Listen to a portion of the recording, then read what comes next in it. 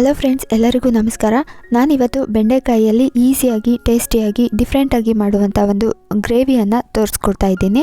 ಬೆಂಡೆಕಾಯಿಯಲ್ಲಿ ಹಲವಾರು ಆರೋಗ್ಯ ಗುಣಗಳಿವೆ. ಬೆಂಡೆಕಾಯಿಯಲ್ಲಿ ವೆರೈಟೀಸ್ ಆಫ್ ರೆಸಿಪೀಸ್ನ ಮಾಡ್ಬೋದು. ಅದರಲ್ಲೂ ನಾನಿವತ್ತು ಮಾಡ್ತಾ ಇರೋಂಥ ರೆಸಿಪಿ ತುಂಬಾ ಟೇಸ್ಟಿಯಾಗಿರುತ್ತೆ. ಖಂಡಿತ ನೀವು ಒಂದ್ಸಲ ಟ್ರೈ ಮಾಡಿ. ಬನ್ನಿ ಹೇಗೆ ಮಾಡೋದು ಅಂತ ನೋಡೋಣ. ಮೊದಲಿಗೆ ಸ್ಟವ್ ಆನ್ ಮಾಡಿಕೊಂಡು ಅದರ ಮೇಲೆ ಒಂದು ಕಡಾಯಿಯನ್ನು ಇಟ್ಕೊಂಡು ಅದಕ್ಕೆ ಚೆನ್ನಾಗಿ ವಾಶ್ ಮಾಡಿ ಕಟ್ ಮಾಡಿ ಇಟ್ಕೊಂಡಿರುವಂತಹ ಬೆಂಡೆಕಾಯಿಯನ್ನು ಹಾಕೊಳ್ತಾ ಇದ್ದೀನಿ.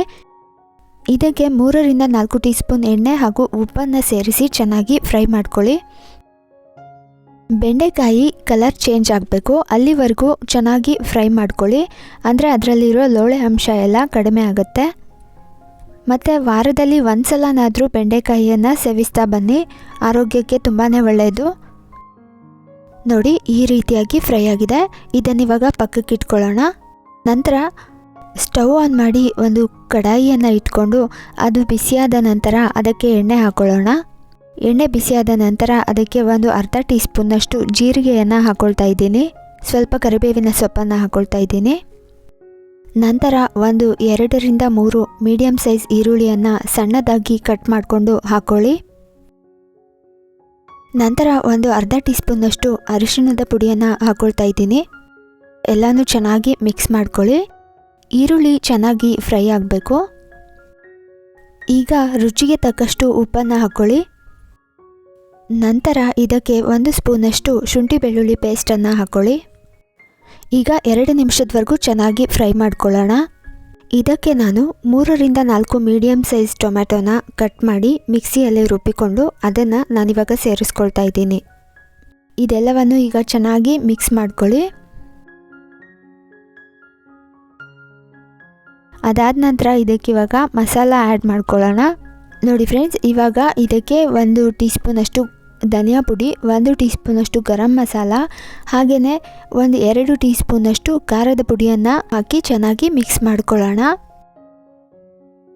ನೋಡಿ ಫ್ರೆಂಡ್ಸ್, ಇದಿವಾಗ ಚೆನ್ನಾಗಿ ಫ್ರೈ ಆಗಿದೆ.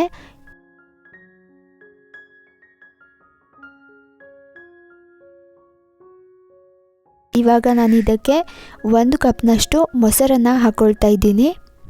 ಮೊಸರನ್ನು ಹಾಕೋದ್ರಿಂದ ಇದರ ಟೇಸ್ಟ್ ಇನ್ನೂ ಚೆನ್ನಾಗಿರುತ್ತೆ. ಇದನ್ನು ಚೆನ್ನಾಗಿ ಮಿಕ್ಸ್ ಮಾಡ್ಕೊಳ್ಳಿ. ಈಗ 1-2 ನಿಮಿಷ ಚೆನ್ನಾಗಿ ಫ್ರೈ ಮಾಡ್ಕೊಳ್ಳಿ.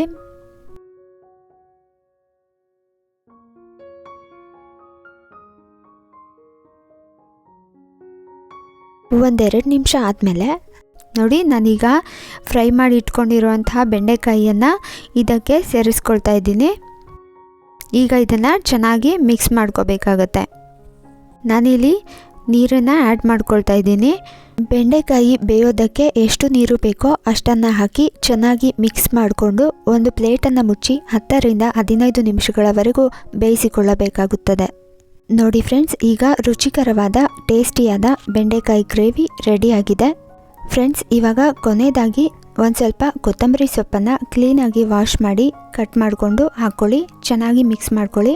ನೋಡಿದ್ರಲ್ಲ ಫ್ರೆಂಡ್ಸ್, ಎಷ್ಟು ಸುಲಭವಾಗಿ ಮತ್ತು ಸೊಗಸಾಗಿ ರುಚಿಕರವಾದ ಬೆಂಡೆಕಾಯಿ ಗ್ರೇವಿಯನ್ನು ಮಾಡ್ಕೊಳ್ಬೋದು ಅಂತ.